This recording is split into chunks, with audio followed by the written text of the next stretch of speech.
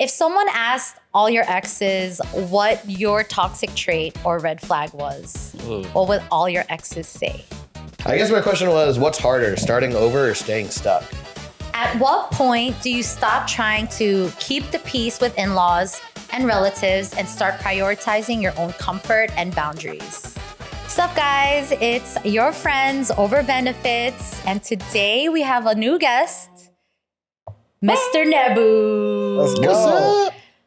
I wasn't sure I was going to start. That's good. I like that. What's up? So how do we know Nebu?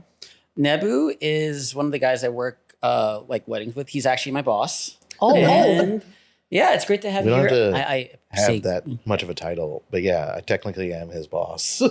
Is he a good boss? He's a great boss. Okay. Sweet. You get to keep your job. I think I constantly threaten to fire everyone constantly, and I'm like, I don't think I could actually fire anybody. And there's no HR to like report that to. We joke around that the HR is just my wife, but so sometimes people text her and be like, Nebu's bothering me, and then I'll get a text, leave them alone, and oh my god, no. Everybody has a boss. Wife's always the boss. She's the boss. Hope she likes that because I would like to hear that I'm the boss.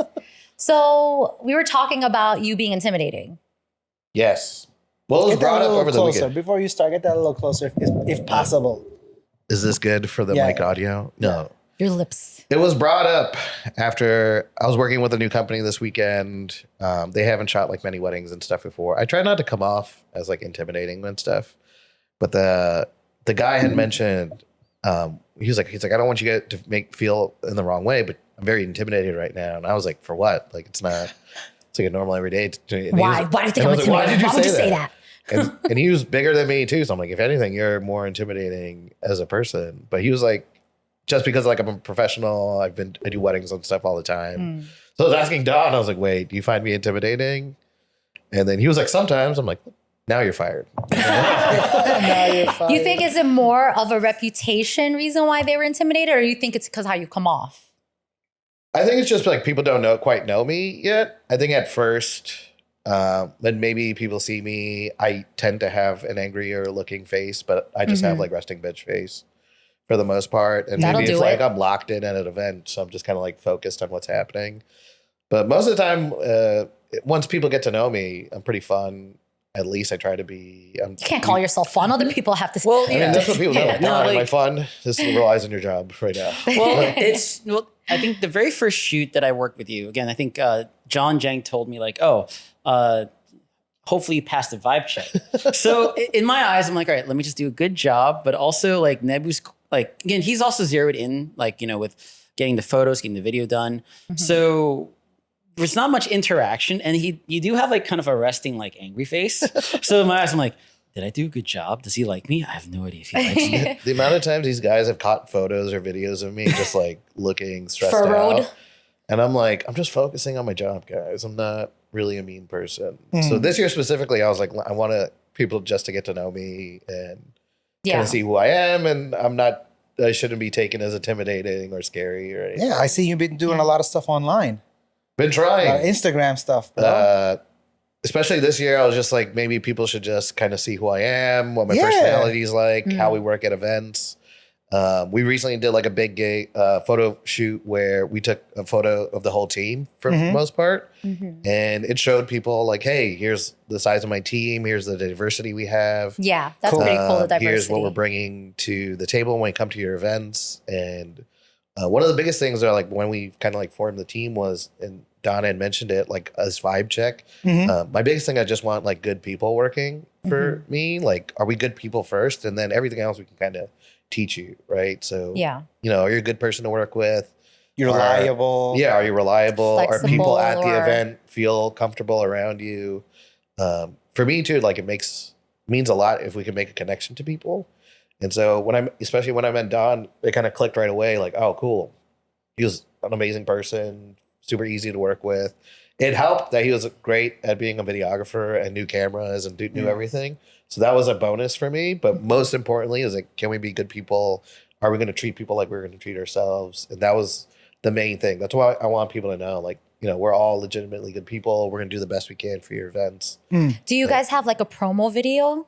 I wish every promo we've kind of cut is just us kind of like goofing around. We're working like I most of this has been like a test run to see if I can kind of like handle having things recorded of me and stuff. Because you don't like to be in front of the camera. And also sometimes too, I'm not always polite or like sometimes uncouth, I guess. So just trying to feel it out, see if like people are responding well to it. And then if people will like it, we're trying to work on like having somebody record us at a wedding just so people can see what a day kind of looks like. That's from really like a big cool. wedding. Yeah. So like the BTS, like yeah, to see like what we kind of go through, like the humor we bring, how we try to like make our couples laugh. Like rule number one for like any of our events, we want our couples to have fun. yeah. Because you help take the edge off of them too. Like Absolutely. if I can't, Yeah. I don't want to be like the first time I've ever met you to be like your wedding. So we do a lot of like pre-prep.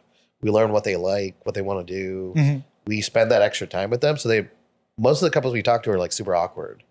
Like they're like, oh, and in fairness too, like you guys are from like Asian families, probably brought up like, hey, focus on school and nothing else. Like be a little bit more serious, like not so jokey. Yeah. Indian people were like, don't even look at the opposite sex. You guys are going to become doctors, lawyers, like a handful of things, and that's it. And then when time is right, you let us know. We'll get you married, and then you'll give us grandkids. That's how it works. How it is like in the Indian culture? That is it the parents that are usually responsible for helping for the wedding?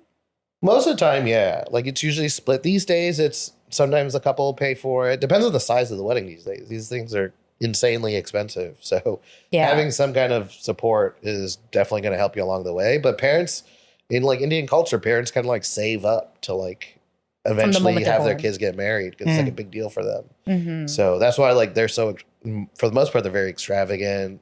They're having 500, 600, 700 people sometimes. Whoa. Holy shit. That's wild. A significant portion are just family members. Multiple days too, right? Yeah. So North Indian weddings are multiple days. South Indian weddings, where I'm particularly from, most of us are Christian, but there's also like Muslim and Hindu people. But Christian weddings are still a single day, but they can be 12 hours. For us, it could be like 12 hours, 16 hours. And then the multiple day weddings are like 6 hours here, 10 hours here, and then there are several days. But it all leads up to like, here's a ceremony and then here's a party. The party keeps going. So like by day 3, they're like, Depending on like, help. people are struggling several days in, they could barely stand. They're hoping you gotta have like 6 or 7 outfits. Yeah, And then multiple outfit changes. Bride's got to start makeup at like 1 a.m. to have 1 a.m. Because they have like so much stuff they got to put on, plus their dress, jewelry, all this extra stuff. Like the cultural stuff. Yeah. And then there's a first look, and then they got to go to the ceremony. There's a barat most of the time, if it's a North Indian wedding. Brats are fun. Wait, so they have to do makeup 1 a.m., hair, makeup 1 a.m.? So it depends on like the level of hair and makeup they're doing. If And do they sleep? We did one wedding. I did one wedding where I basically got to the venue, and then the coordinator tells me, the bride only went to sleep at 1:30, but she had a 1:45 wake up call for her hair and makeup. So She didn't sleep. she basically just like closed her eyes. I'm pretty sure I got photos of her sleeping during the ceremony, but it just looked like she was praying. So we like let it slide, but she looked like she was dying. And then some people are, you don't do it that often. Yeah. Right? Like it's not, hopefully people aren't trying to get married multiple times. Some people are, but what they're hoping for is like, hey, it's like a big day. I want to make sure I look good. I'm going to have my team of people helping get hair and makeup done, all the jewelry and stuff on. They really just have to sit there and people prepare them.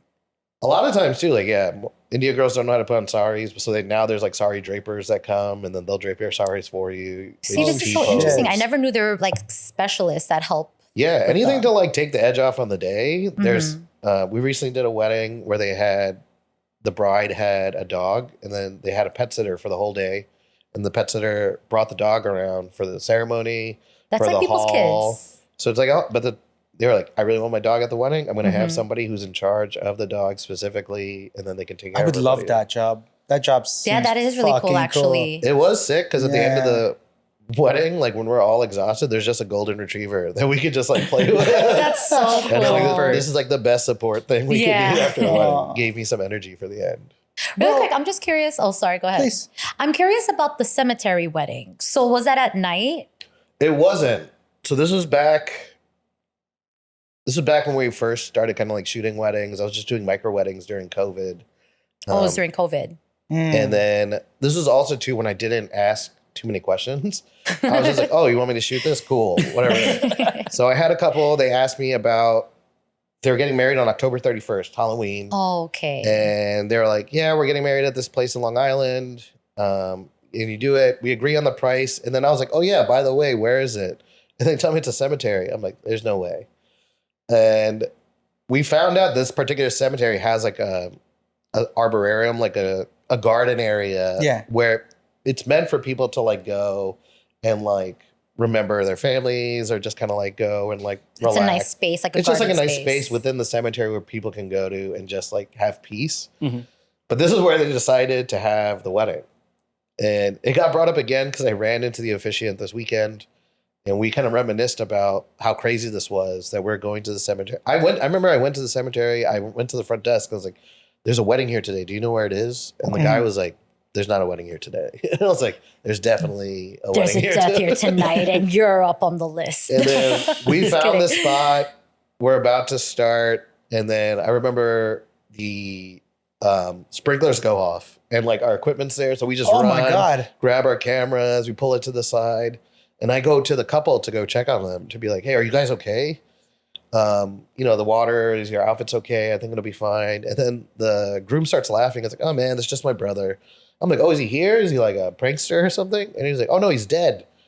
And I was like, oh, it's his ghost haunting us on your wedding I would day. love that. That's like so up my alley. I would make so many dead jokes and like. At first I was like, aha. This is also, I just started shooting weddings basically. So I was like, how do I approach this? You're like trying to be professional. Yeah. But we found like the couple was actually super cool. The officiant started off the thing with like, this is when like the veil between the living and the dead is the thinnest and we can talk to our loved ones. I'm like, let's not talk to them right now. That's kind of cool though. Let's ask the Ouija board if this is a good idea. Yes. The couples, they're a big fan of the movie like Beetlejuice. Oh, so, yeah. Like, okay, yeah. So their guest book was the Beetlejuice book. And then like people can sign it. She wore like a red dress. Really sweet couple. That's but then so after cool. that, I made sure always ask first where the place is. Yeah. Before I agree to it. Would you have said no? Probably not. But you'd be more prepared. But I would have been like mentally prepared to be like, because it was on Halloween. Brown guy always dies first. Black guy always dies first. And it was a white person's wedding. So I'm like, all right, I'm gone, right? Like if this happens, I'm somehow going to trip in the woods. For sure. And then I'm the first one dead in this scene. You're probably there to be sacrificed. When the officiant started with the whole veil, I was like, this is like every horror movie I've ever seen. It's the foreshadowing. And then I think what made that worse is the cemetery hired their own photographer to take photos. It was Lurch. Because he was like, oh, it's our first wedding. We want photos of it. I'm like, so I'm competing. Not only am I shooting a wedding at a cemetery, but now I'm competing with another photographer for like photos and stuff. Like a cemetery. And I was like, this is nuts. Why am I doing this right now? But it led to a good story. I ran into the officiant over this weekend and we both like reminisced about like how crazy that was. That actually sounds like, what is it? What was that with Tracy Morgan, that show? 30 Rock? No, with the pranks, but they would be like really dark. I know what you're talking about. Not Fear Factor. It's something like, I have to look it up really quick. Specifically Tracy Morgan. Specifically Tracy Morgan. Tracy Morgan had a Fear Factor-esque show. I know what you're You know exactly what I'm talking about. Like they used to yeah. pretend, they were so good and advanced at it. They could pretend that someone was Carrie. Yeah. Like she would freak out and all of a sudden things would start falling off the wall. Scare tactics. Yes. That sounds like okay. the I've beginning never of a Scare watched that. Tactics episode. It should have been. Yeah. I'm mad it wasn't. It could have very well been like a prank the entire time and they were just trying to hire me. I was just so glad like the payment went through. And I was like, yeah, whatever happens It was $666. Yeah. All right, guys. So, every week we come with a question. Let's do it. Or two. And I'm ready to hear the first one. Don, you ready? If you had a chance to go back to your younger self and give them advice, what would you tell? Like, it could be like, you should invest in Google stocks or... Say the question one more time. Okay. If you had a chance to go back in time... It's not on. Yeah. If you had a chance to go back in time to give your younger self advice, like whether it's like insider trading or like invest in stocks, what would you tell your younger self? Knowing what we know now and like what we see that like anything and everything underneath the sun. it's obviously getting Apple stocks or a few And of doesn't those. Buy Bitcoin, real like- estate. No, that's a good one too. Buy all the real estate possible. Yeah. With what money? There's still like, I remember my cousin told me a story about like how when he was like 18, his uncle, the apartments in Queens were going up for sale. They were $30,000 per unit. True. And then he was like, you should buy one of these units. They're going to go crazy in price. And he was like, I'm 18. How am I going to have money to like buy this fucking unit? And then 15 years later, he eventually buys an apartment in there when he got married. And he had to buy it for $250,000. Yeah. So if I'm younger, I'm like, buy all of these apartments. Buy like a whole fucking wing and just hope for the best. Yeah. Whatever penny you got, like your last penny, just buy Yeah, one building. save and- every dollar. Just keep buying whatever property pops up. Sounds like investment is a big one. Yeah. How about you?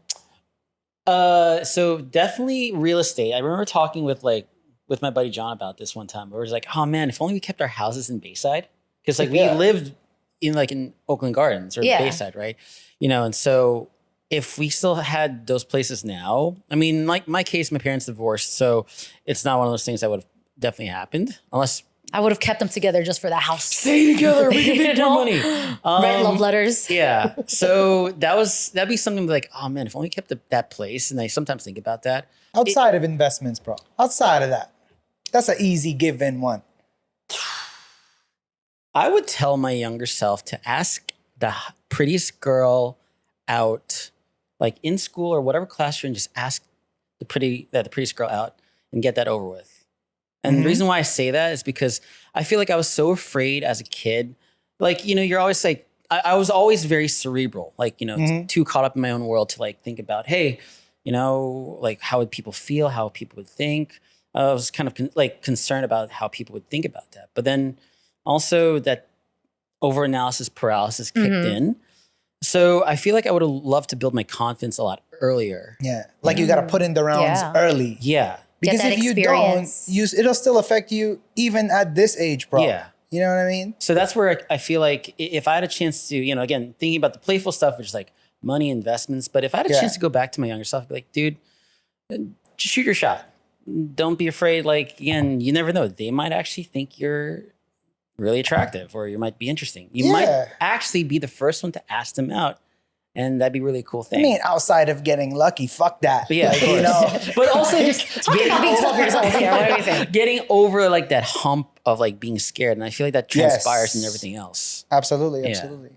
I would say get jacked as quickly as possible. As early as you can, get jacked. Yeah. And it's not so much as like, okay, at least, you're sexy now or whatever. But in order for you to get there, to get fit, you learn like other types of discipline that's required to do other great things as well. So yeah. Outside of looking sexy Like too. stop, like never eat like carbs. Yeah, Since I was 5 years old. Trying to think of like the hard work and the discipline and things like that. Like this is a little bit weird, but like sometimes when I was younger and I would say things to my sister and she was like a baby, right? I was like, would you rather buy the Barbie doll or the Barbie house, right? And she was like, huh? I want the Barbie doll. And I was like, no, you can get the house. Existential. Too young. Yeah. So meaning like, that's almost like an investment thing too, because then like, would you Yes, rather buy this small thing or would you rather save all your money so that one day you could get It's house. also like controlling that whatever feeling and focusing it in a better way. In a better I mean, I don't direction. think it always relates to diet. I think it's like everyone of has course. a different, Yeah. like mine probably would have been school, Mm-hmm. right? Because if you had started easy young, then you didn't have to work so hard. And then maybe Exactly. you could have excelled like sooner rather than working your ass off in the end just to catch up. Like if you had got an A since you were young, maybe you could have skipped a grade and now you're ahead of everyone else. type thing. Sometimes I wish I can go back in like start school all over again because come on, man, it really wasn't that hard. It really you could have wasn't. just crushed that shit. It was like, it wasn't as bad as you thought, right? Do the homework. But then like, where did the homework really get us? Like what purpose did it serve? Just gave us something to do when we got home. I feel like it made me like well, I don't feel smarter from I it. always felt like I enjoyed doing homework because then I would kind of just internalize things a little bit better, you know. Mm. But yeah, like that's I think how I kept myself like relatively studious. Like I would kind of do the homework, but I do like to read in my spare time. So it managed to kind of work itself out that I enjoyed the reading and then was doing the homework. I feel like you're just like naturally smart. Yeah, I wish there was like an IQ test that we could take and figure out how smart Don is. Don would definitely win. He think would. so? Agreed. I mean, look at his vocabulary, for goodness sakes. I've seen Sometimes him. I pretend like, yup. I know those words. Oh no! I've I've heard had a that couple moments with before. Don where he said something and I was like, God damn, that's smart. Like, that's a good idea. Let's do that. Whatever you just Yeah, said, right. let's do that. Like, I don't know what it is, but I trust it for some reason. There's something about you that says you were probably right. You guys are just So that's gassing why me up. I was also thinking about like your answer with the shooting your shot. Yeah. Like, do you think that had anything to do with your upbringing, or do you think that something like that has to do with your innate personality? So I think it's innate personality because I think I remember asking my dad one time, and he's just like, "Oh, like I knew you were like a thinker," and I remember telling your mom like, "Oh, we got a thinker on our hands. Like he's just in his head too much, you know." And as I grew up, and also like upbringing, again, parents want you to do like again science degrees. You should be a doctor, engineer, you know, or something that is stable and earns income. And so I didn't really feel like up until roughly like when I was in college where I felt kind of this need and want to do things and try it myself. You never had a crush strong enough when you was young that it made you want to do something? Well, Like in grade school, Like, high do you school? like me? I think- Yes. I No. think Yeah, mid- like no, even no, so I something think like I that. did that in middle school, like around 8th grade. I say you was kind of Yeah, I was doing kind of it. doing that, but like I think I would have tried. Like I guess in the mentality of things, not that I've never shot my shot, but more of like I think if I'd put myself in the mentality of like being a little bit bolder, you know, I mean, it's It's hindsight's- hard when it's like not your innate personality, Yeah. though. You know what? Right? It's Yeah. like, how can you go back and change? I could say it now, like hindsight, you know, again, also hindsight's 2020. And, you know, I'm also this guy who believes that I feel like everything kind of happens for a reason. Like every little thing, every like, you know, like success and failure has kind of gotten me to this point. So it's a little hard for me to really say that, but I do feel like that little attitude could have shifted things. Do I regret it? Not at all. But I would have been like, yeah, maybe start a little earlier, you know? That was my second viewpoint on the question. Yeah. Like, if I could go Ooh. back, I could just be like, you know what, keep going. Like, it's going to be fine. Mhm. You know, if you had somebody who could have told you that Yeah. when you had gone through like all the hardships you had gone through your life, if you had just had someone like, it's going to be fine. Like, Can just I ask reduce you it. what you're talking about specifically?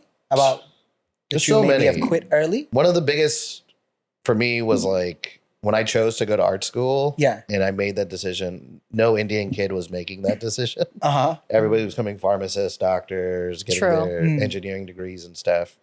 So I had to make, when I decided I wanted to go into the creative field, I had teachers and stuff supporting me, but I'm like, what am I going to do? This is completely scary.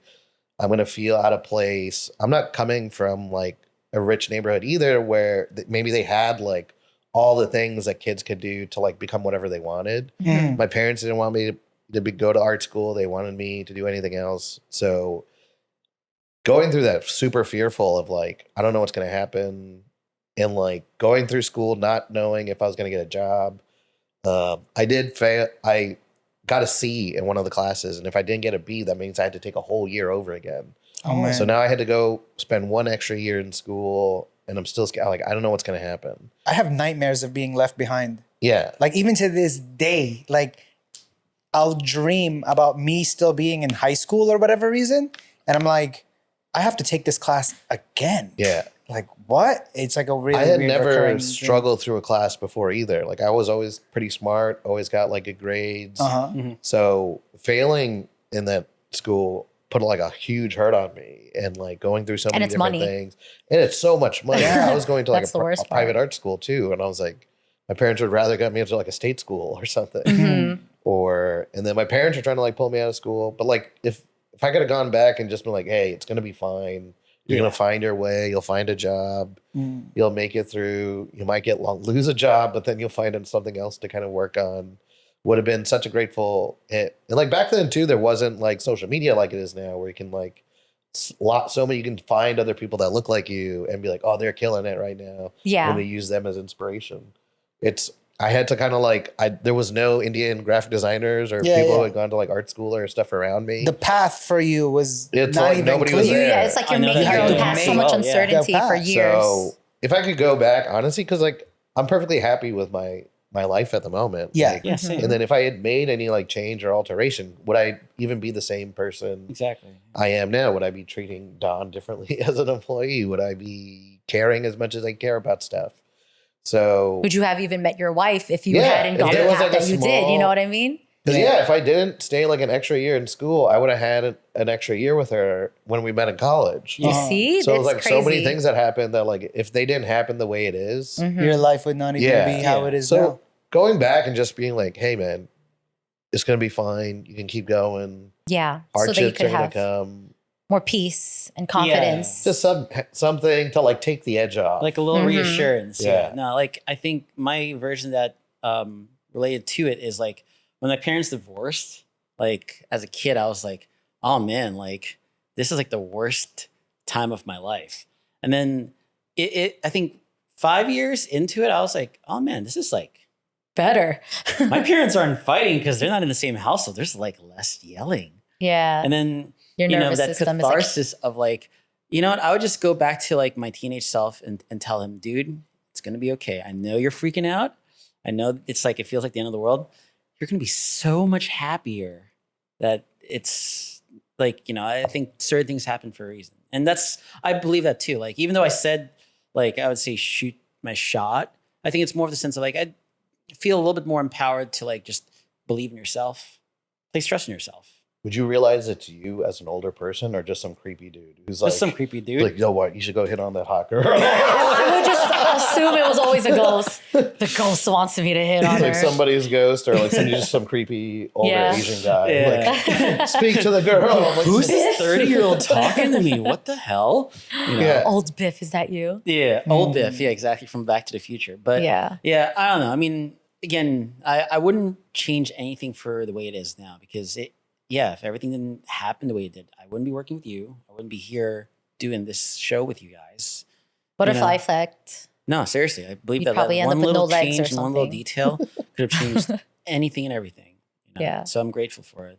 But I try to tell myself, be a little bit more self-assured about things. Before Agreed. we move on, Don, can you help him get that mic closer? I just don't want it to just be. gonna put it all the way in my face. Secure it so then we don't gotta do it again. Is it like Because we're gonna be upset if we Graze don't it. got good quality for your boy. Is it good? Yeah. It's right in my eyeball. probably? Is that- Okay. Oh, we're gonna get some new. All right, Nebu, you're up. Oh, it's my question now. Yeah. Yes. I'll talk. Jank as Maybe I'll fuck. talk Clover. I'm just let me sit up a little bit more. I guess my question was, what's harder, starting over or staying stuck?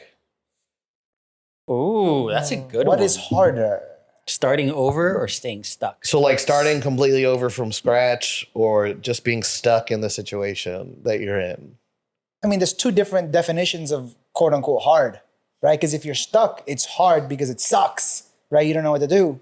And starting over is hard because like you got to put all that work in again, right? I would say it's harder being stuck because that's just, come on. Sometimes I think about it and you ever play video games, Yep. right? Do you ever beat video games? Nope. I have a problem where I will play halfway and I'll start over again and then I'll do it better because I know all that stuff in the beginning section, right? And then I keep on doing it again and again and again and I never get to fight the last boss. So really, what was it all for? I don't know. I see both sides of the question because I've been stuck before and like when I had my old career, it didn't feel like my career was advancing. And then I had to start over when I lost my job the last time where basically I was like, what am I going to do? And honestly, both suck. Yeah. Because like you're in such like a mental distress when it's like, I remember being in such pain going through this. I'm feeling stuck. What am I going to do? How am I going to do my family? And then when I had to start over, like for me too, it was crazy because I have a wife, a kid, I had a mortgage.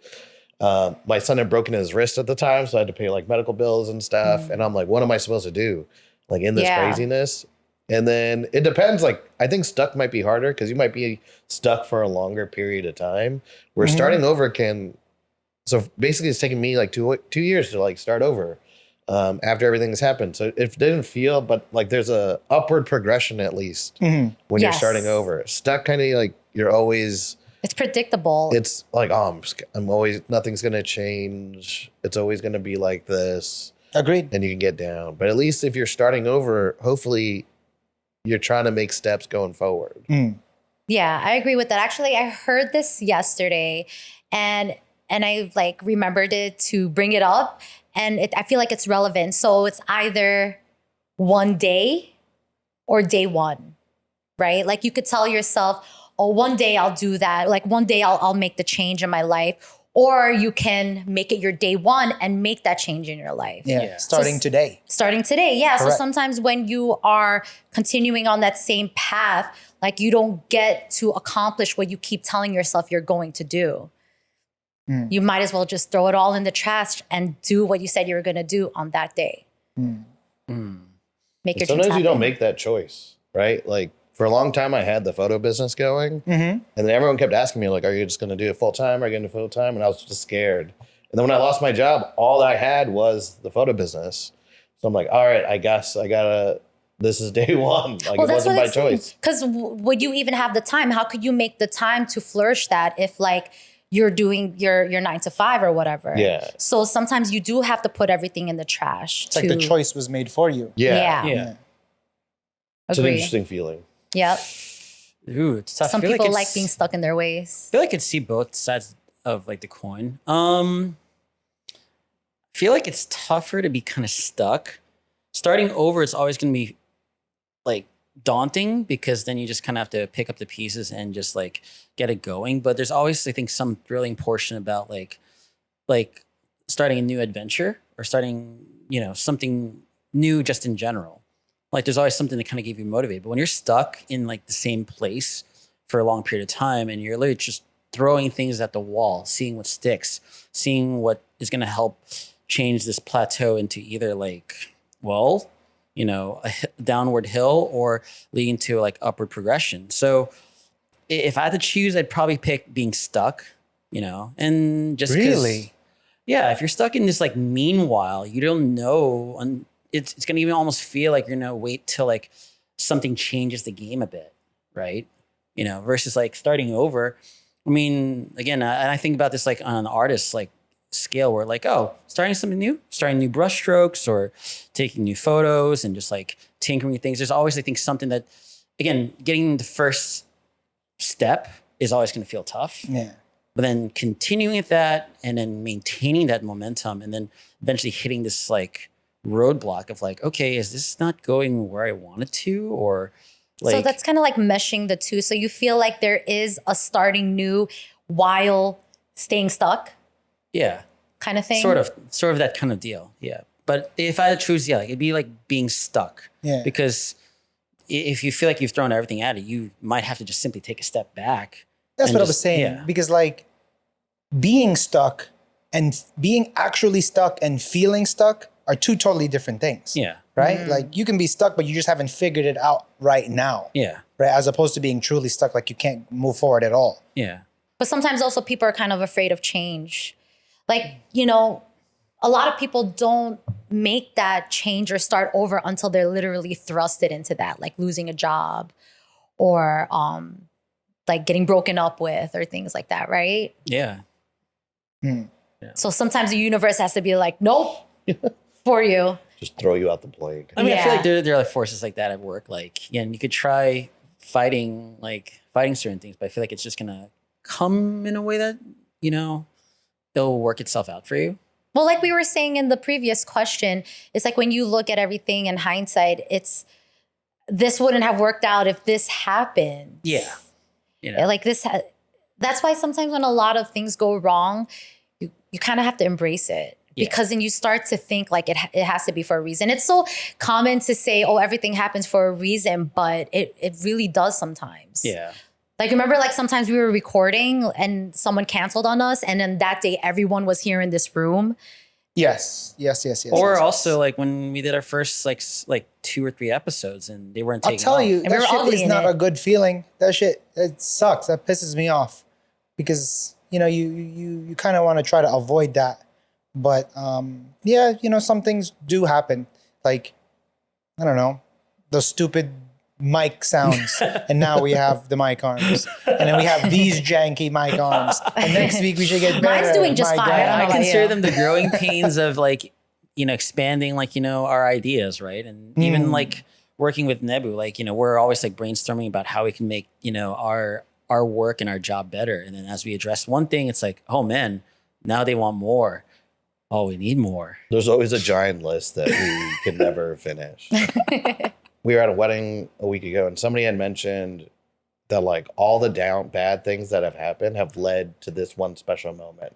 Like if all those other things have worked out, you wouldn't have gotten to the moment that you're supposed to be in. That's a reoccurring thing. Yeah. Here. So like Yeah. if all these bad things are Yeah. happening, like one day you're gonna look back and like if all of those things didn't happen, I wouldn't be in that spot I'm supposed to be in right now. Yeah. Yeah.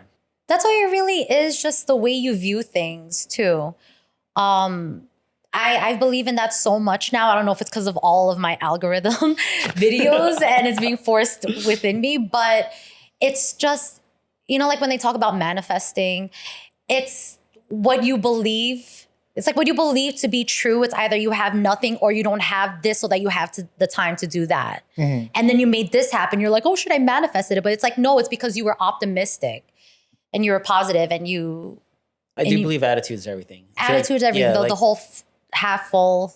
Yeah, and just your energy. Like, again, having worked with enough people, I feel like people can see whether or not like they want to work with you or not. And it's because your willingness to be molded and to collaborate with people. Yeah, like, okay, this problem's happening right now. What can we do right now to fix it? Yeah. More so that than like, ooh, fuck, our life sucks kind of thing, Yeah. But it's hard because Yeah. naturally I feel like we like to go to the dark route and the dark side. I'll still say the dark side of it. The devil's out to get us. Okay. Is it me? Yeah, it's you. Is You're this wrong, me? bud. Damn, I thought there was like 2 questions. It's actually for real me? All right. So I know you're a business owner and you're in the photography business. What's the craziest thing you've seen at work? This Besides week, the cemetery. Yeah, besides the cemetery. I think Maybe I remember Dom. one on the chat, but I don't know if that's the one he's going to pick. I'm sure you know about I might know. of them. I bride was I like, actually have no idea. "Hey, It is- sexy." I had heard this story. We were working at a venue. It was really nice. Yeah. The venue owner was a super nice guy. And I was going to be there at a wedding first, and then I was going to come back again for another wedding. Okay. So he was like, nice old guy. And he was like, oh, I'm going to have an Indian wedding in a few weeks. And he's like, maybe you know them. And I'm like, just because I'm Indian, I don't know everybody.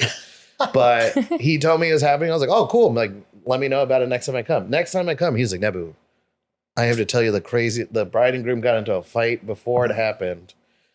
They weren't talking. The bride would not come down for the ceremony. And then people were just standing around, not doing anything. A giant bus came that had all the family members just waiting here. And then while they were waiting here on the inside, the bride and her friend end up going into the party bus, taking the party bus and going back to the hotel, abandoning all of their guests Oh my goodness. at the place. Wow. And I was like, and he was like, I've never been. He's like, I was like, did you at least still serve the food? And he was like, yeah. And I'm like, oh, thank God. I wouldn't know what to do in that situation. Like, do I just keep taking photos or do I You got to take tell- a picture of all the chaos at that point. Have you Yeah. been in a situation similar to that? Or it's never can been say- that bad? One of the craziest weddings we ever did Yeah. was we had a couple coming from LA. They were doing a destination wedding here in New York City. Wow. And then it just so happened that we are going to have like the craziest rainstorm New York City has seen in a long time. Oh, I remember this one, yeah. And it was a few years ago. And then I went with them to the church. It was going to be an outdoor ceremony. It was going to be at a church that was in the Manhattan. And they were committed to having the ceremony outside. And we didn't know like how much rain it was going to be. But I was committed. I was like, if you guys want to do it, But what we'll about do it. equipment?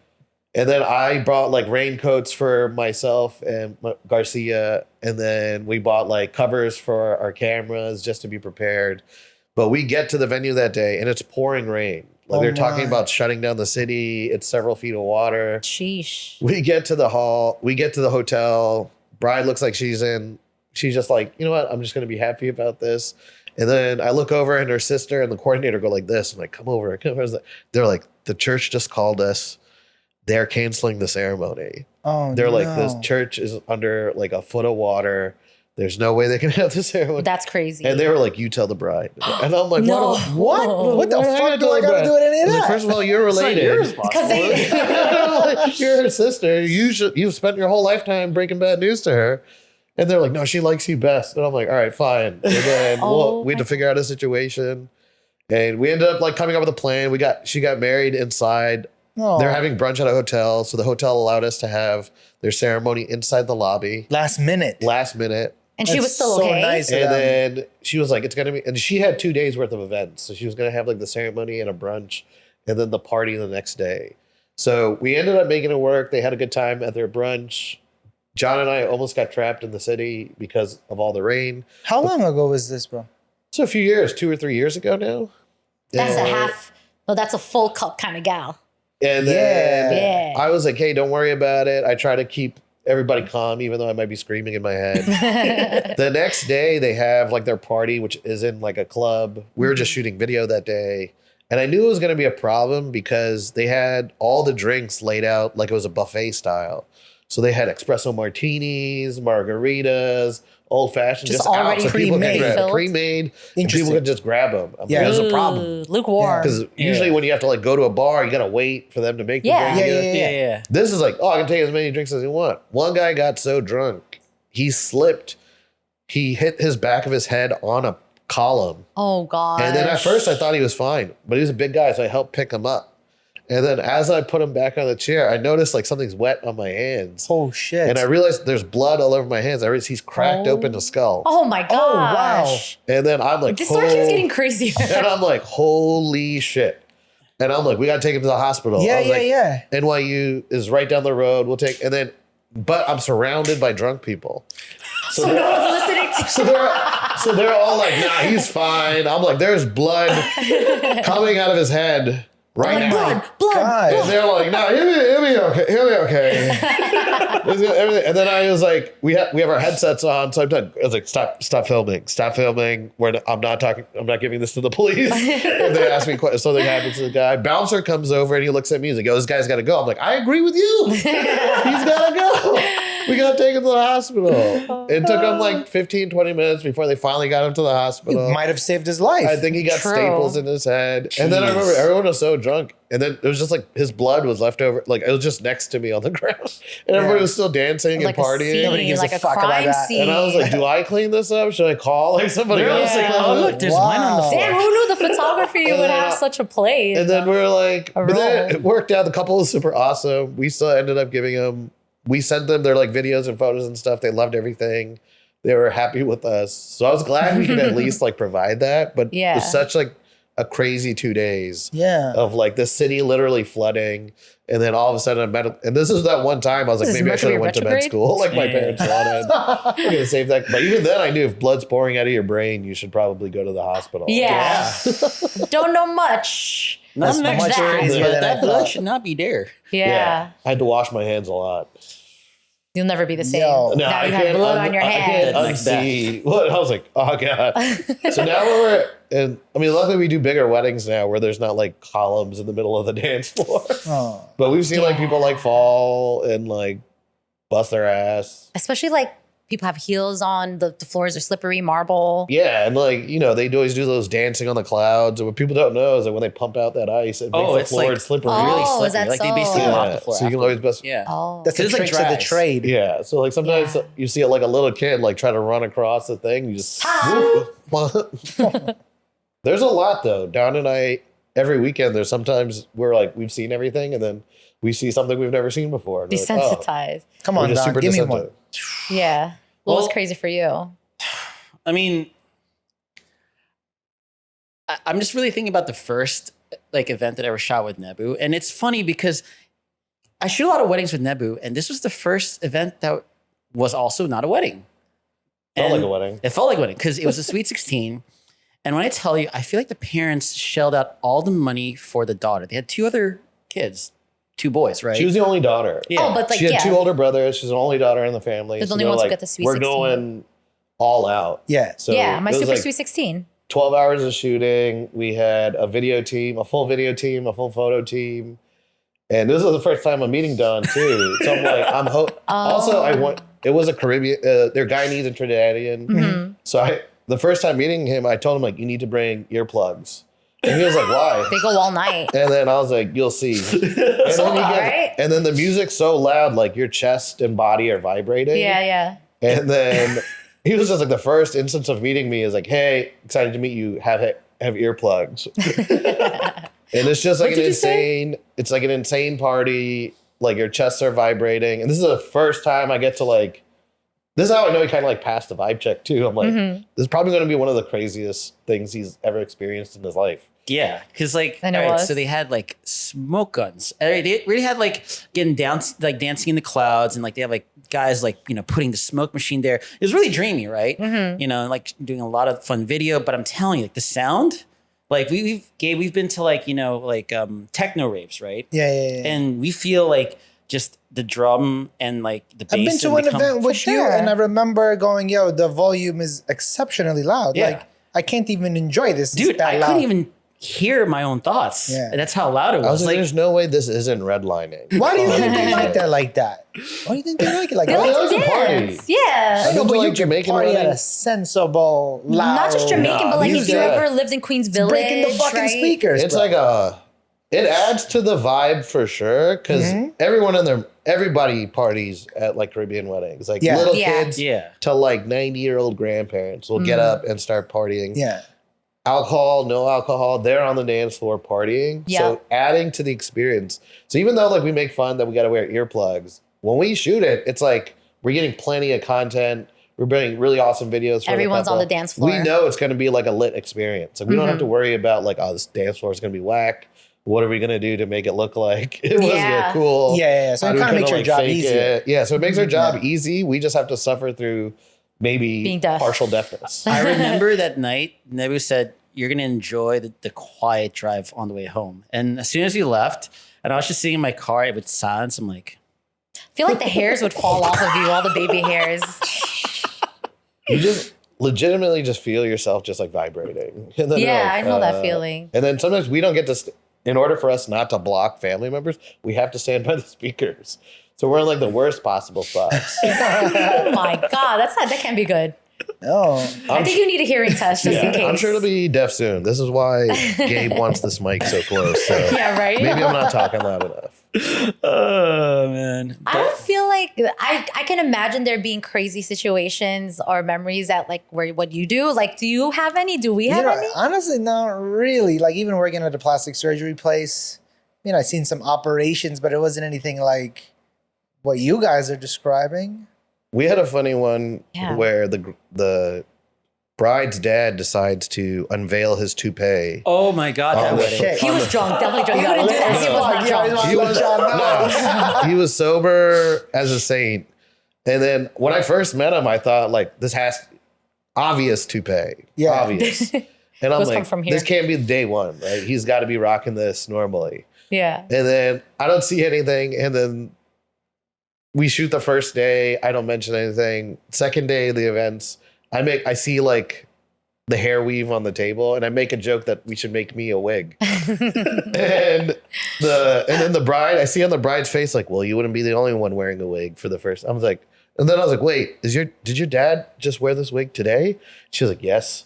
And I'm like, He got hot. I'm like, holy shit! Like he decides to unveil the wig, like the toupee at your wedding, and I was like, so the whole time I'm like, maybe one of us should like just snatch it off. Wait, that would be so fun. Just so like, because the bride's not happy, but it would probably make everybody laugh. It would make for. Yeah. I'd probably have 1 million views on Instagram if one of us just snatched his thing off. And I was like, felt so bad. I'm like, that's a terrible time to bust It out. kind of a takes new away look. the attention, right? Or draws the attention to him, Yeah, right? he's like, if the family's known you as the bald uncle this whole time, Yeah. and all of a sudden you come through to the haldi or the Hindu ceremony and you got a full head of hair, it's If I start coming to events with a hair unit, and they're like, I need to see that. I need to see what that would look They're like. like, Nebu, what happened? I'm like, yeah, I've been trying out. I went to Turkey real I went to quick. Turkey, got the Not hair just like any implants. hair. Was there for 3 months. You didn't see But like me. a bob. Yeah, I just come through with like a bob or like dreads or something. Like, what do people think? That's so Oh, crazy. I just can't show up one day and just assume people will be okay with it. Like there's a lot of conversations and questions. And I was like, also, nobody could have helped you pick out a better one. Like, this is so clearly the wrong one. Nebi, do you think that's as bad as like someone proposing to someone at someone else's wedding? Equally as bad. Equally as bad, right? Because you're both stealing the shine away That's never from the good. event.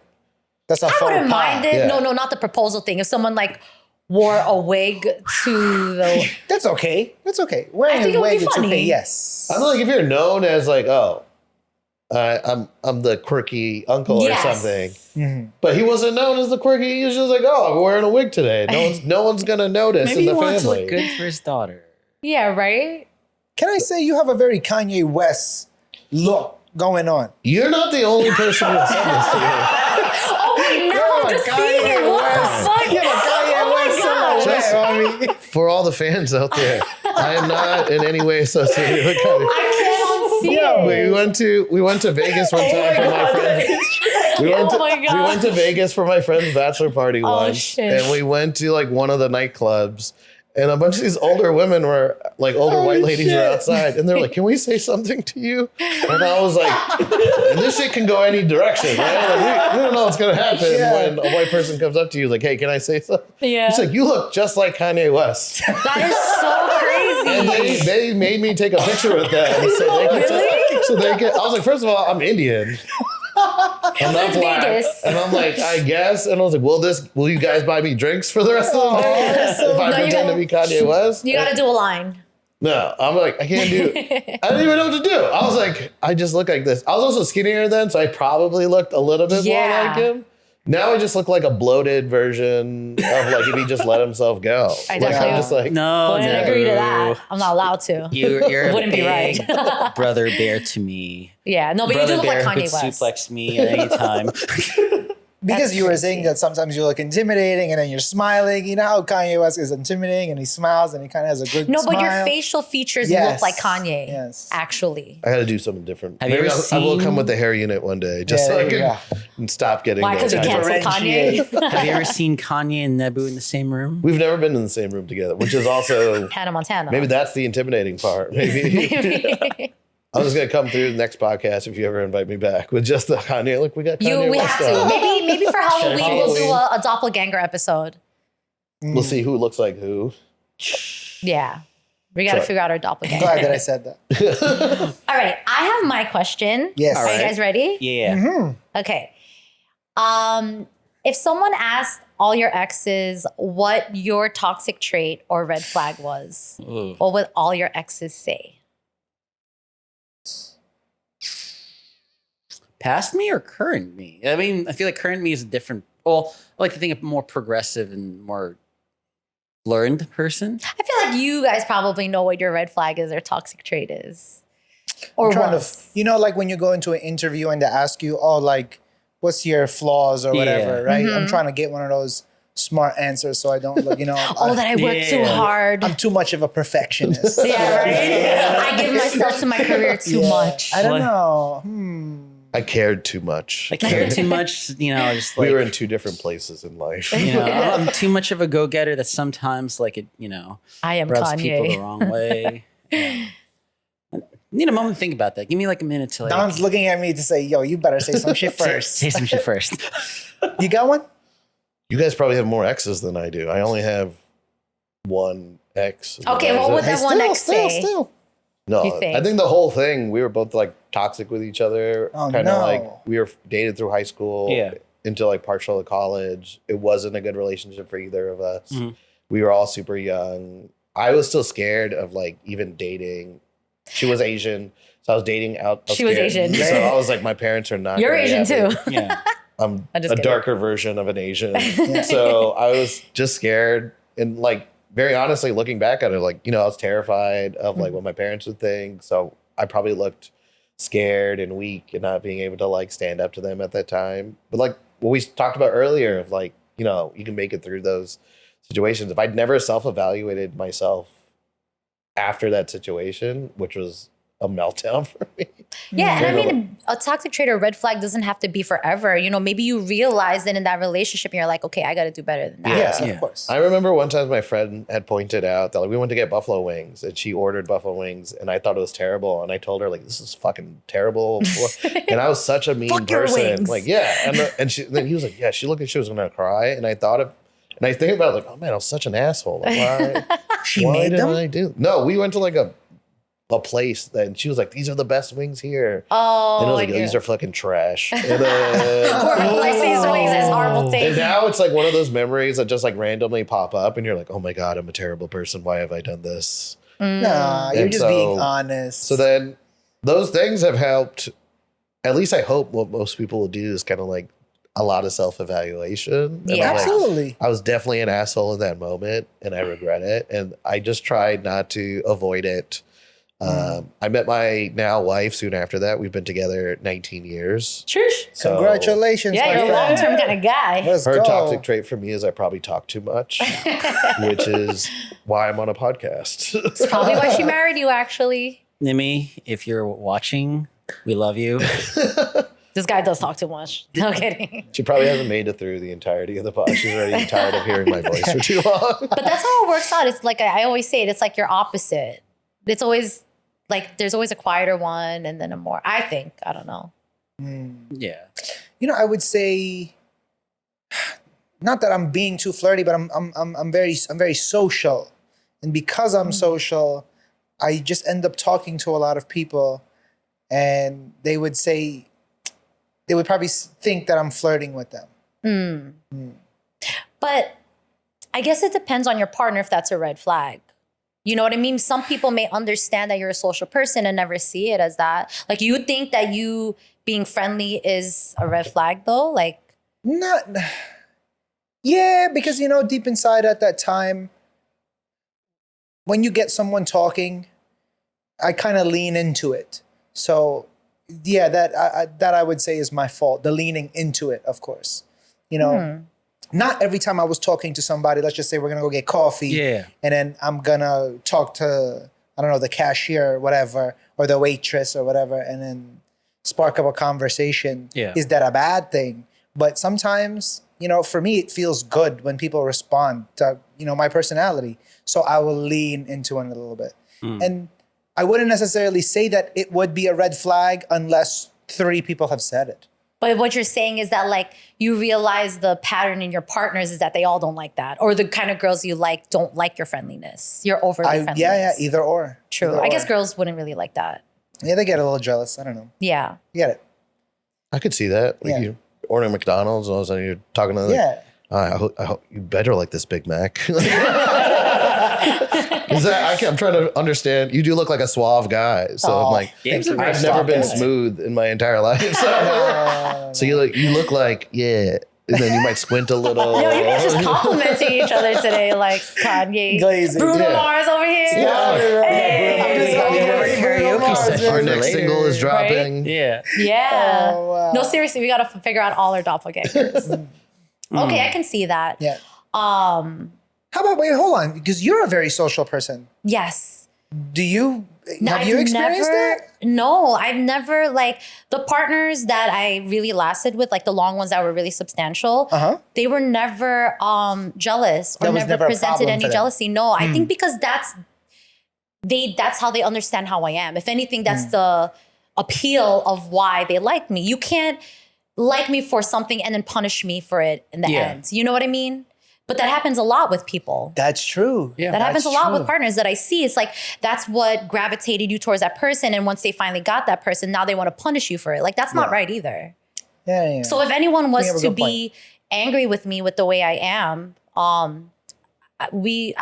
there would be pushback. I'm not gonna change. Ooh. No, I get that. And I Yeah. feel like that was me like in my past self. I like to think I'm a lot better about it now. But you know, you kind of give into those intrusive thoughts when like you're younger. Like you feel like you have to change your whole personality, right? Yeah, something like that. And then Yeah. also like, you know, sometimes like again, me being someone who thinks a lot, just like, oh, like what's going on? Oh, I haven't heard from them. And then give into those intrusive thoughts, then get a little jealousy. Like You And lose then yourself. you kind of spiral out of control and just get it like lost in this, vortex of bullshit. Yeah, of like always trying to please them. And then no matter what you do, like you thought that's what they wanted of you, and now that's not even you. And Yeah. And you completely lose sight of who you are and being yourself and being comfortable with yourself. So, I think those, especially like in my previous relationships where I was like, getting too caught up with their stuff and almost making it about me, when it's like, dude, pump the brakes.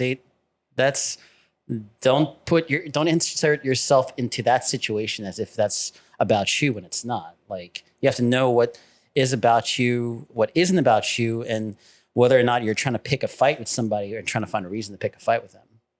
So you think that was your absolutely. red flag? Yeah, that was it's like your empathy almost, you would say? I don't know about necessarily I want to say the empathy, but then all of a sudden like trying to overanalyze something and think it's about this when perhaps you don't have all the details and you're just reacting on like not like the entire picture or all the information that's being presented. Like you're reacting to the information that's presented, but not everything that's out there that completely changes the way that it could be. So, and I feel like that would also kind of carry out in other elements where then I'd be like kind of quick to judge something. And, when I was at work one time, my boss, like I jokingly, I'd like to be a perfectionist, right?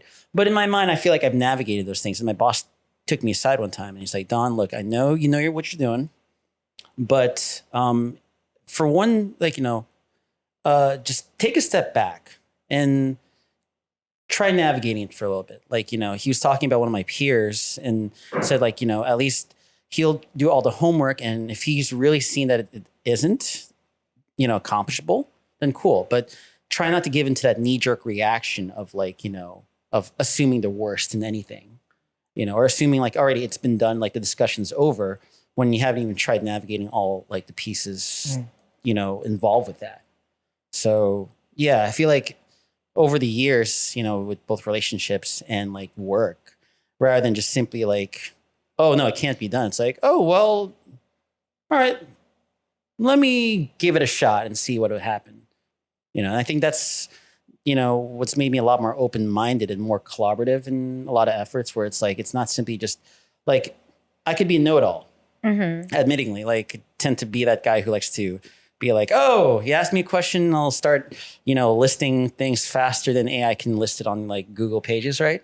But, past that, like, I may not actually know it all. So let me be also receptive to trying things and learning new things, Yeah, I think that's probably... Rather than taking it personal. Yeah, rather than taking it personally, because sometimes you might take it as like, oh, like he's asking you to do something. Oh, it's like, an oversight on your part. That has nothing to do with that. So yeah, that's probably my toxic trait. Okay. Yeah. You're working on it. Yeah. And like I said, it's because you have good intentions, the best intentions at the end and I of the feel like day. I'm a lot better about it now. Like I feel like I actually, again, rather than give into that knee-jerk reaction, be like, all right, I mean, I have an idea in my head how it would play out, but I can be proven wrong. And sometimes it's nice to be proven wrong, and then I feel like I've gained some new knowledge. And, we talk all the time about like projects or like videos or like, weddings that we shot. And then again, every single project that I've worked on, like where there's like a hiccup that, happened or something, that was a challenge that's added to that knowledge base in my toolbox of like, okay, for future projects that have something like that, I will know how to approach it. It's some like, all these. And everyone's happiness is not always your responsibility Of course. Yeah. And like, just try to know what's within control of your own means first. Exactly. Right? Yeah. So mine is like, I definitely used to stonewall people. Like stonewall you right now. What do you mean stonewall? Like if I felt slighted by anything, just not going to hear from me for days. Like that's like a Libra thing. Libras do that. Do they? Yeah. No, Libras like peace. They try to like but work if it you out. slight them, then they're gone. Like Wait, they can when's your drop birthday? everything. I'm a Pisces. Pisces, okay. I have no idea what. Very creative. Pisces are actually very sensitive. They tend to be very I do sensitive. cry a lot. Yeah. They're known to be like one of the most sensitive signs. Dreamy, very empathetic. They could be actually like into escapisms. Like usually they can be prone to like addictions. Here I am going down. I'm addicted to Dawn. I provide the camera goods. But like also as an exposed nerve sometimes, like it's too much. It's like you like very sensitive to criticism, and hurts and pains and things like that. I do remember we did a witch's wedding. A witch's wedding? Yeah, and they were always asking me like, "Oh, what? Like, oh, what birthday were you? What year was it?" And they were like telling me stuff that was oddly accurate, and I was like, I need you guys to stop. Like, I need, like, obviously, like I remember at the time too, I was juggling: should I do photo full time or should I do my job? And then one of the psychics were like, "We feel a big change needed in your future," and I'm like, "What?" That is so cool. Wait, did they have tarot card readings at the wedding? I didn't realize it was a witch's wedding. This is one back in the times I didn't ask too many questions. And they got married at like Roosevelt State Park. There's like a giant rock there called the Glacial Erratic. And they had like witches' brooms that their friend on Etsy made. They had candles that looked like I would have loved penises. to go to that wedding. Penises. Yeah. And Penises. they had like a bunch of stuff and very nature oriented. Very nice people. Yeah. Very lovely. Yeah, which I had is great actually about conversations nature. with them. And they were saying really nice things about me. They were like, "Oh, like, no, we see like you need to make this change." And this is still years before. So they were psychics kind of also, or like Yeah, intuitive. they were like reading my charts and stuff. And I was like, and then what was nice about the wedding too, the couple gave me like a guest seat so I got to sit at a table. And then they all just started peppering me with questions. And I was like, this is it's too much fun to like During- learn about your blueprint. The wedding? So this is like during the reception, like so the reception. ceremony and stuff ended, and then at the reception was at like a small wedding. So they were like, "Just sit with us," which is not normal. Usually they'll stick us in Maybe like a closet. Maybe your energy drew you to them. You know what I mean? Like It was maybe nice. you It felt worked out. Like I'm not gonna I don't judge people, especially like however they want to have their weddings. You know, we do all different kinds of weddings. Yeah. So I guess having the cemetery and a witch's wedding and all these weddings have kind of taught us like, hey, we're just, open to people and what they want to do. But like when you spoke the Pisces thing, I remembered very distinctly them. Did they say the same thing? Like dreamy, ethereal. They were saying the same thing. And I'm like, these are all very true things. Like I think less empathetic nowadays. Years of, which is good because like they always talk about, here we go. I always talk about signs, but like there's the shadow side of it, right? Like the part of the sign that's unevolved. So that's why Pisces tend to be prone to addictions and escapisms. That's when you haven't evolved. But when you like kind of hone calling me into uninvolved, I just got here. to your Pisces energy, you can help people. Like they're actually also known to be healers, Oh, see, creative healers. such a wide range of things. Like I could be a drug addict, or I could be, or are you saying I should have gone to medical school too? That's racist. All right, Nebu. So we want another question from you because you're our guest today. I do have a fun one now since we've Yeah. had all these deep cuts. Fun We questions. love fun ones. If you didn't have any repercussions, what is an intrusive thought that you would like to do? Oh my God. Oh, I didn't don't know. have Let me any think about repercussions. I know mine very specifically, and I've always wanted to super kick somebody, like right in the face. this.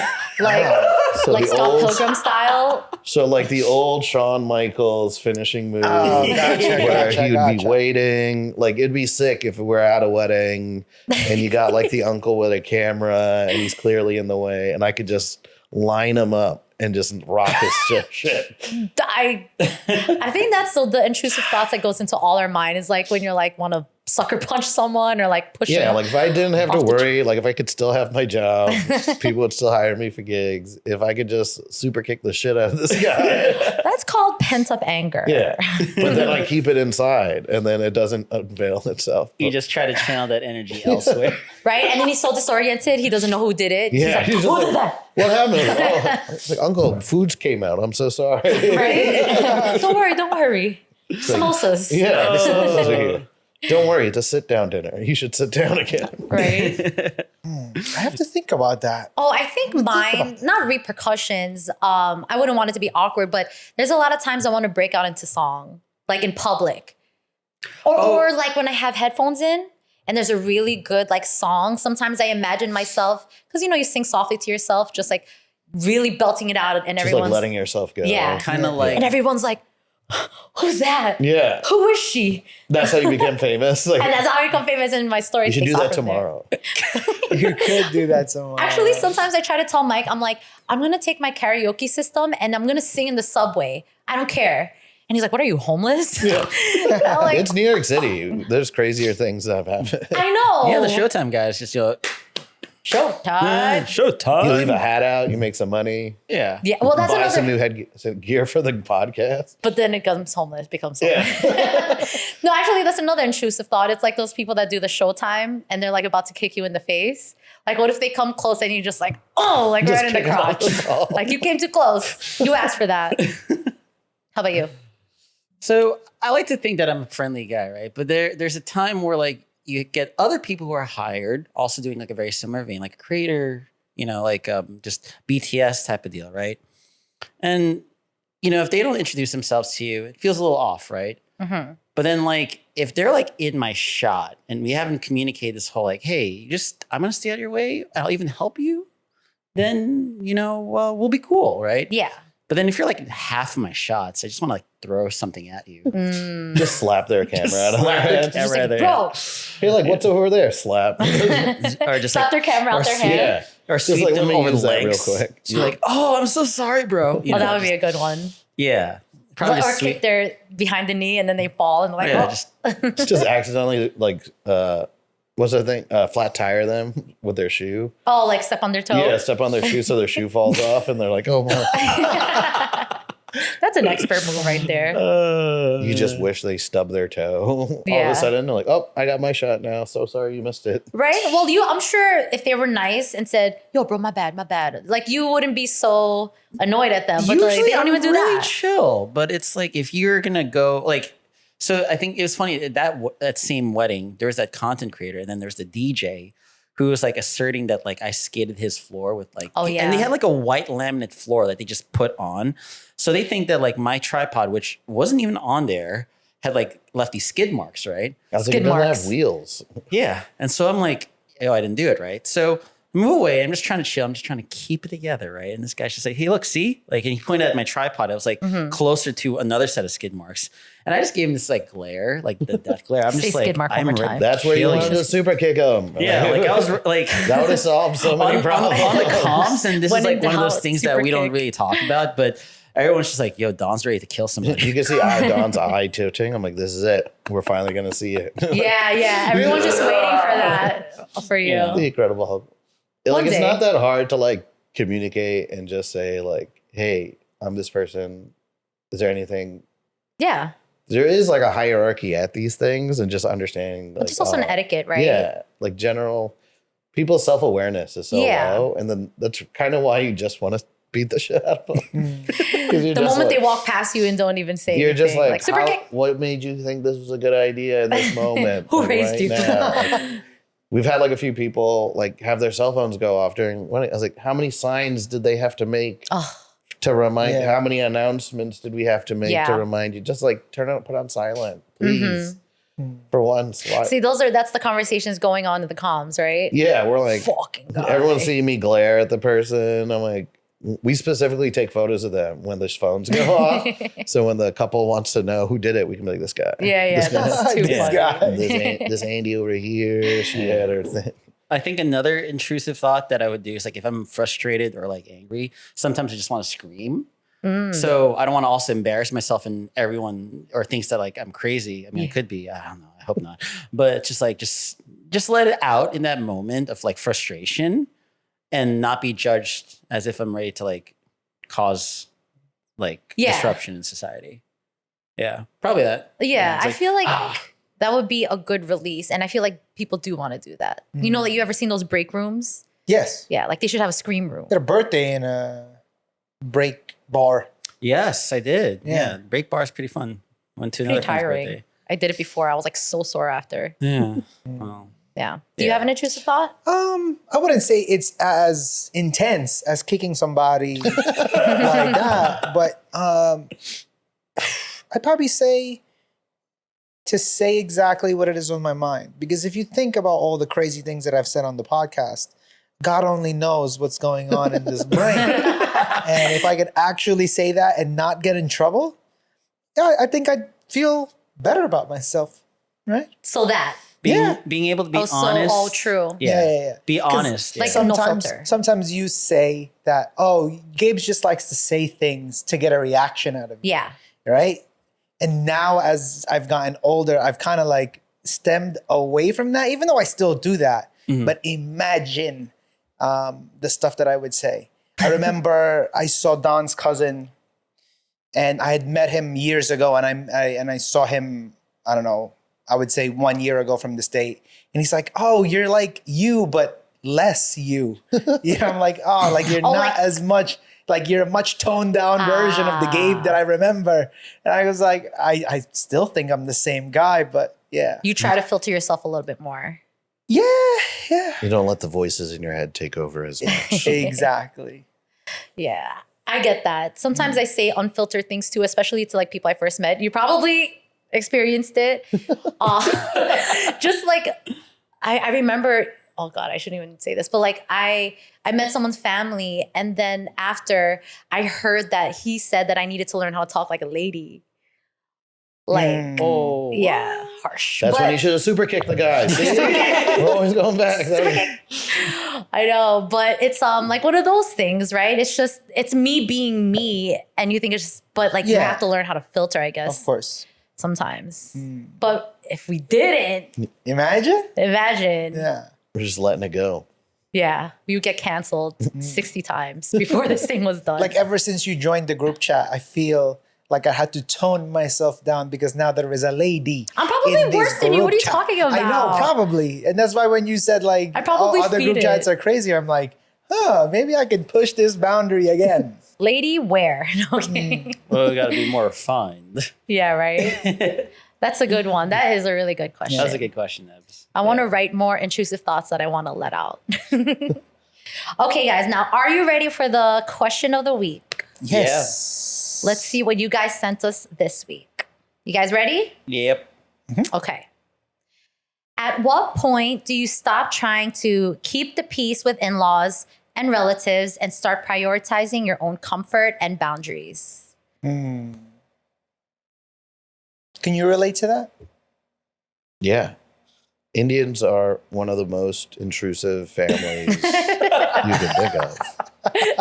I don't think it's even less possible to be any less intrusive. Like, Is your wife Indian also? yeah.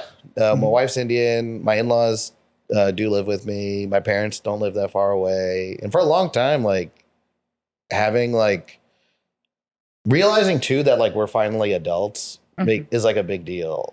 It's hard to figure Because out. Even when we shoot these weddings, sometimes like couples are still scared to like even like hug or show affection in front of them. They're like, oh, we're scared to kiss. Our parents are here. I'm like, you're 32 years old and you have a medical degree and you're having like, issues just like having a peck. And then understanding that like when we get older, that like, you know, it's our time to make our own decisions and like our own lives is very. My cousin, who was the best man at my wedding, he'd had a really good part of his speech where it's like, he's like, you know, there's 300,000 relationship books you can buy on Amazon. So it's 300,000 different ways that people say love should be like, or like how your life should be like. He's like, none of those matter. You set the definition of what your life is going to be like with your partner and what your futures are going to be like. And you guys set that destination. You guys decide together how you're going to get there. And I remember it so distinctly that as I was getting older and I was like, I have my own family now. I got to make decisions for us. You know, I got to make financial decisions for us. I can listen to family members like, hey, if you guys have an opinion, you know, I'll listen to it. But at the end of the day, I got to make the decision on behalf of my family and for myself.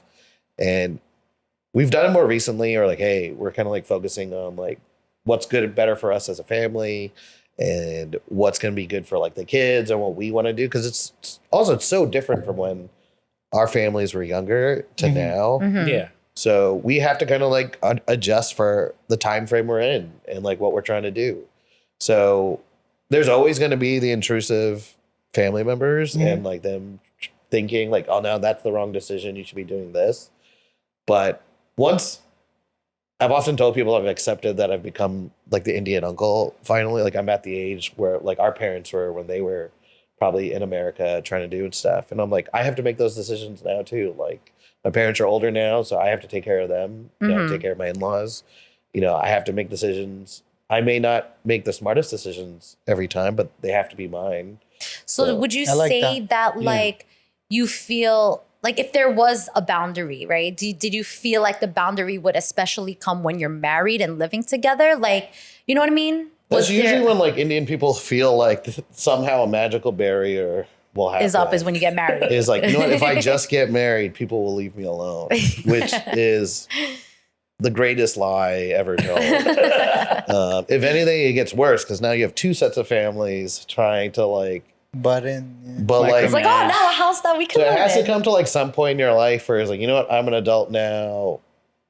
And like, even when you're so young, like I realize now like how stupid I was for like so long. Like I'll look back at all the dumb things. Like, oh, my parents were right in this moment.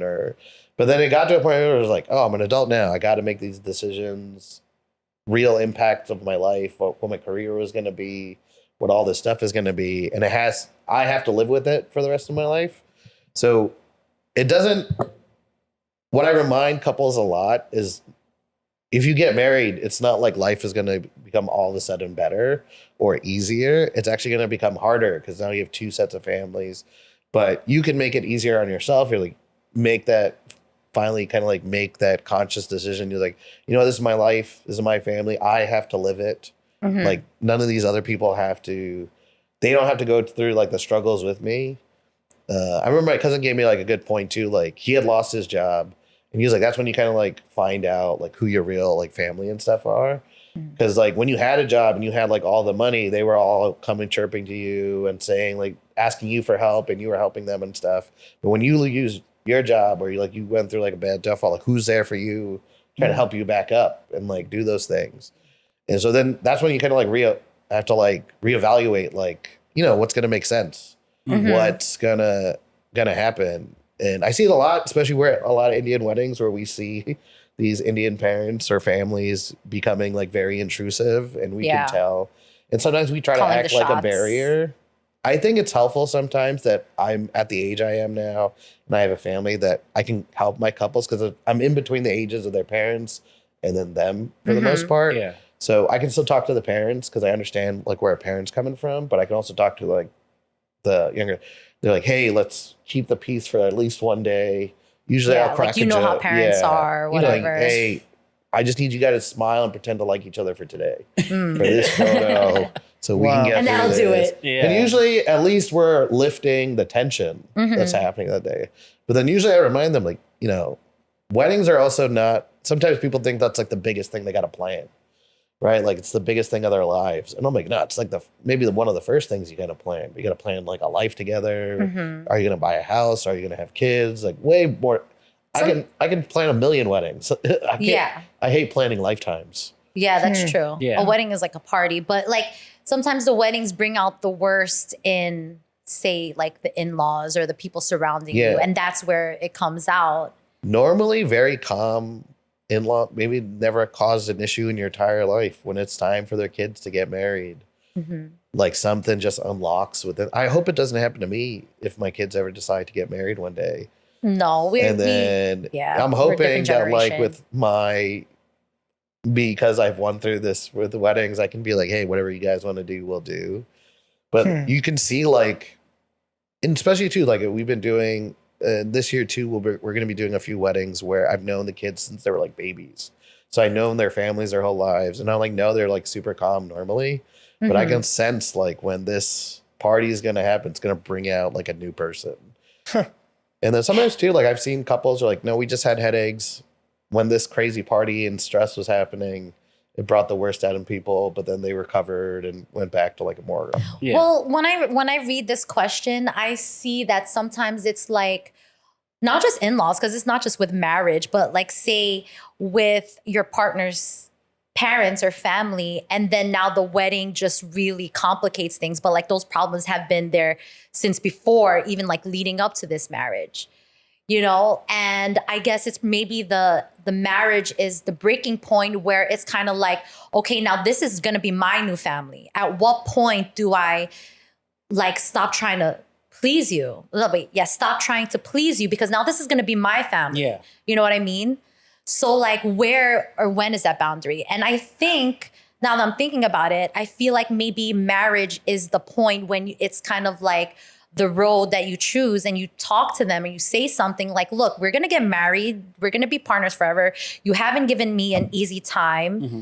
You know, I don't know what I did, especially if you didn't do anything. It's just kind of like the dynamic that was bound to happen. Like say if you have like an overbearing parent, I feel like maybe marriage is the point that you really have that decision or thought or boundary to be like, I can't keep trying to please you and you keep like disrespecting me when all I'm going to do is like create a new family with your son or your daughter and we just want to be happy. I feel like marriage is that. Nikki, what's the question one more time? Yeah. Say the question. I'm Okay. going to try, I guess Don and I will try our best to We'll try answer our this best because to we are navigate, not even though we married. don't have in-laws It yet. doesn't just have to be married, Yeah. but like, see, if you've ever had problems with your partner's family or they always made you feel like shit Right, or right, like, right, you know what I right. mean? Yeah. And just because it could be that, like, say your partner's parents or family are just either haters or they're more negative or they are strict or they're mean. Sometimes too, you could know? do everything right. You could be like a perfect individual and somebody will still find like Yeah. a flaw with you for some Yeah. reason. Yeah, no matter how good your intentions are, someone's bound to see it differently. Yeah. And you know, Yeah. some people are willing to put up with it because say that they are just like peaceful like that. And some people, they have their boundaries too and they don't want to put up with that. Yeah. Okay, so the question is, at what point do you stop trying to keep the peace with in-laws and relatives and start prioritizing your own comfort and boundaries? I would say at the point I would stop appeasing my in-laws the moment that they do something that upsets my partner. Yeah. That's when I would draw the line. And we're talking about like say if it was your parents to them or theirs to you. Or you're saying in general, if anybody's parents does anything to upset your partner. Yeah. Because I don't know, I'm not married, but I would like to say that if I was married, I would like a marriage that it would be a unit. It'd be a very tight-knit unit. And anything that tries to get into that, try to fuck that up, would be against that. I don't care if you're, you know. So once you start stressing out your partner, Yeah. but that's a good boundary. I don't know. I'm thinking about all of the people that we know and all. Cause I feel like Don and I know a lot of people who are married that kind of have this problem, and I kind of want to be safe about it. It's a common like issue, to be honest. Yeah. I don't want to say to cut them off, but you know, at least try to make your situation with your unit better. Yeah, like Okay? a conversation should You don't be have had. to cut anybody off just because my wife had a Mediation and had a bad conversations day with should be addressed rather Yeah. than just hoping it's going to be better one day. Yeah. I mean, Don. Give it a go. well, it's crazy because I feel like, you know how our grandparents were. And like, especially like our grandma, she's such a force of nature that it didn't matter who was married to who, she'd always just lay like her law. And even like, I don't think any of our parents were like brave enough to kind of put their foot down, mainly because there was like this sense of control, the sense of like trying to respect your like elders. And, you know, I guess it's having experienced that and I just trying to reflect on how I'd want it now. I guess where I would draw the line is just simply where I feel like now they're trying to dictate a life that they have no bearing on. And I would say that probably right around the marriage part, you know, I would say like there are decisions that I'm going to be making that don't involve you.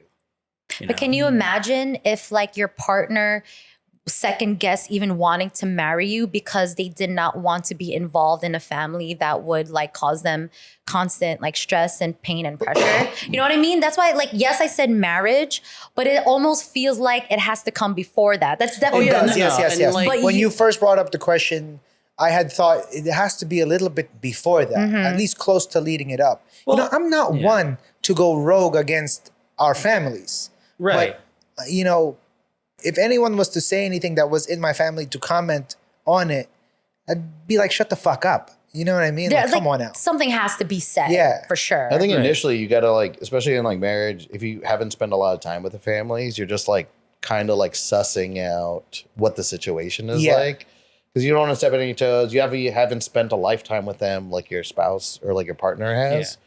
So like, all right, I'm gonna kind of like let them kind of handle a little bit, and if they need me to jump in, I jump in. But then it does like, so I've been with my wife a long time now, so we kind of know both sides of the family really well. So now at this point, we're like, all right, we kind of know the troublemakers. We kind of know the people we respect. Like if they told us to do something, we'd be like, all right, cool, that makes sense. And like you build that up. But it definitely in the beginning, it's a little kind of like iffy because you're afraid to like step on toes. But then it does come a time where like, all right, we know everyone well enough now. And then you're also building, what I find is like, if you're building confidence in the family to let them know like, hey, I'm going to be taking care of everybody now. Especially in like patriarchal kind of families. So like Asian cultures, Indian cultures and stuff. They kind of like view like, oh, Nebu's, or like the son's going to eat. He has confidence. We feel like he's going to be good. He'll make good decisions. He listens to us or something. At least he's doing something. It helps. And it takes time to like build that up. Especially too, like if I look back at the decisions I made when I was younger, it's stupid. But now understanding that like this decision, I think a big part is understanding when you did make those decisions, they're stupid.